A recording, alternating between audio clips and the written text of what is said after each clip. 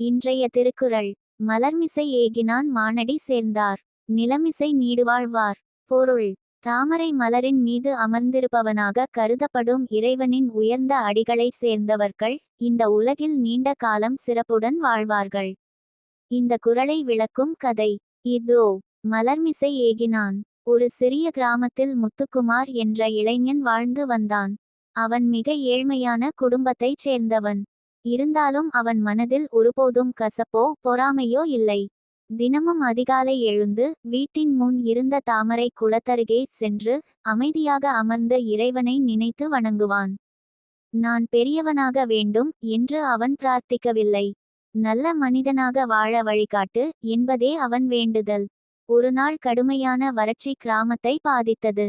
பலர் ஊரை விட்டு வெளியேறினர். ஆனால் முத்துக்குமார் மட்டும் கிராமத்தை விட்டு செல்லவில்லை. தன் சிறிய வருமானத்திலும் பசியால் தவிக்கும் மக்களுக்கு உதவினான். தன் தட்டில் இருந்த சிறிய உணவையும் பிறருடன் பகிர்ந்தான்.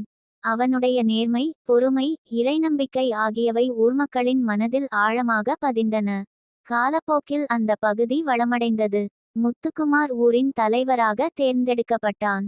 அவன் பதவியை அதிகாரமாக அல்ல, சேவையாகவே பார்த்தான். நீண்ட காலம் நோயின்றி மதிப்புடன் மகிழ்ச்சியாக அவன் வாழ்ந்தான். மக்கள் அவனை நினைத்து கூறினர், இறைவனின் திருவடியை மனதில் ஏந்தி வாழ்ந்தவன் நிலமிசை நீடுவாழ் பெற்றவன். இது போன்ற நல்ல கதைகளுக்கு திருமண மலர்கள் சேனலை சப்ஸ்கிரைப் செய்து கொள்ளுங்கள். உங்களது லைக், ஷேர், காமெண்ட் எங்களை மேலும் ஊக்கப்படுத்தும். நன்றி.